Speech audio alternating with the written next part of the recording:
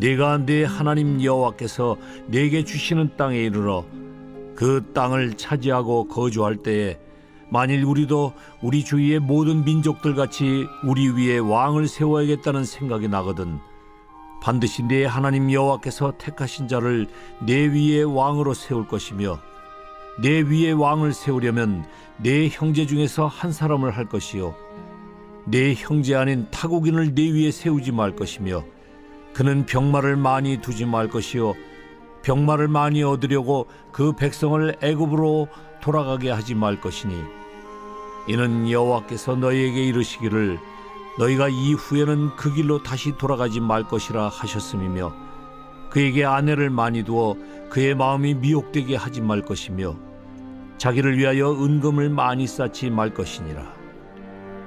그가 왕위에 오르거든 이 율법서의 등사본을 레위 사람 제사장 앞에서 책에 기록하여 평생에 자기 앞에 두고 읽어 그의 하나님 여호와 경외하기를 배우며 이 율법의 모든 말과 이 규례를 지켜 행할 것이라. 그리하면 그의 마음이 그의 형제 위에 교만하지 아니하고 이 명령에서 떠나 좌로나 우로나 치우치지 아니하리니 이스라엘 중에서 그와 그의 자손이 왕위에 있는 날이 장구하리라.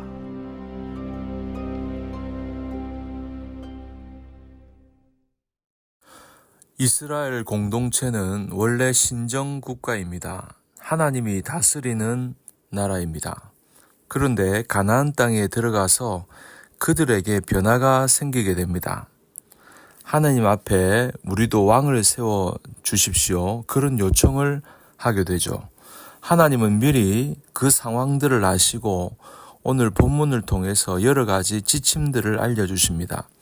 14절을 보시면 내가 내 하나님 여호와께서 내게 주시는 땅에 이르러 그 땅을 차지하고 거주할 때에 만일 우리도 우리 주위의 모든 민족들 같이 우리 위에 왕을 세워야겠다는 생각이 나거든.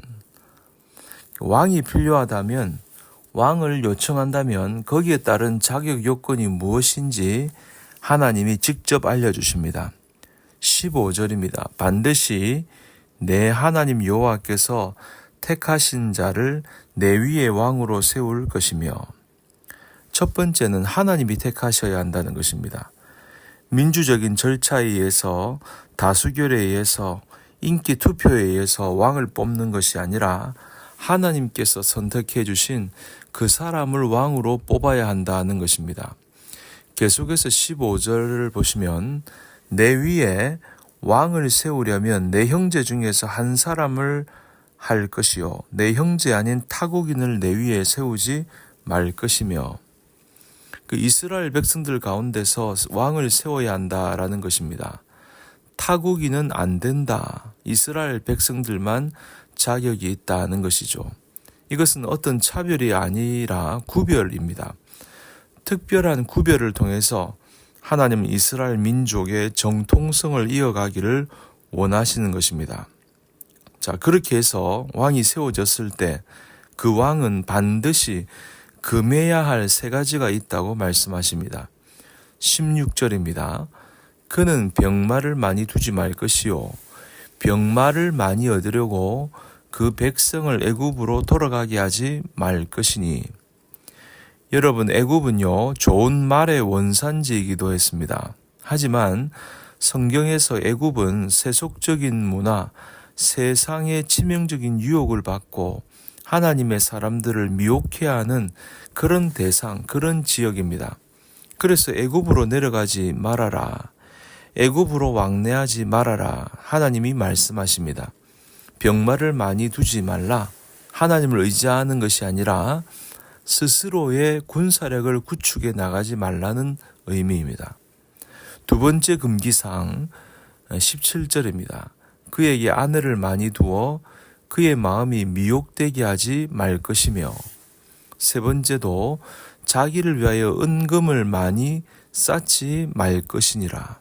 많은 아내를 두지 말아라. 은금을 많이 쌓아두지 말아라. 이것의 공통점은 무엇입니까? 사람의 마음을 미혹해 하는 것입니다. 마음을 빼앗기는 것이죠. 은금을 많이 쌓아서 하나님을 의지했던 그 순수한 마음이 사람을 의지하거나 물질을 의지하는 그런 모습으로 변질되지 말라는 것입니다. 많은 아내를 두어서 그 마음을 빼앗기지 말라는 것이죠. 이 세 가지를 하나님이 분명히 금기하셨습니다. 그런데 하나님이 금하신 이 세 가지 대표적으로 어겼던 왕이 있습니다. 바로 솔로몬 왕입니다. 하나님이 부어주신 엄청난 축복을 누렸던 솔로몬이지만 정말 청개구리처럼 하나님이 금하신 이 세 가지를 정확하게 어기게 됩니다. 역대하 9장 28절에 솔로몬을 위하여 애굽과 각국에서 말들을 가져왔더라. 특별히 애굽에서 말들을 가져왔습니다. 많은 말들과 또 외양간을 구축을 하고 마병을 두면서 군사력을 계속해서 쌓아갔습니다. 두 번째 열왕기상 11장 3절에 보니까 왕은 후궁이 700명이요 첩이 300명이라 그의 여인들이 왕의 마음을 돌아서게 하였더라. 그 많은 왕의 여인들이 왕의 마음을 돌아서게 했다는 것이죠. 또 세 번째 열왕기상 10장 14절 솔로몬의 세입금의 무게가 금 666달란트요. 여러분 666달란트 금이 이 정도 된다 하는 것은 천문학적인 액수입니다. 어마어마한 금은 보화를 모았고 그것을 자랑했습니다. 솔로몬의 처음은 정말로 겸손하게 출발했던 왕 아닙니까? 자, 그럼에도 불구하고 하나님은 절대로 왕은 그 세 가지를 하지 말라고 권면을 했습니다.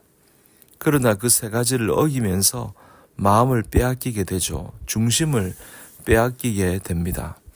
우리도 마찬가지입니다. 왕이나 특정한 리더에게만 해당이 되는 것이 아니겠죠. 우리도 얼마든지 우리의 중심, 우리의 마음을 빼앗길 만한 것들이 있습니다. 절대로 다른 것에 마음을 빼앗기지 않기를 바랍니다.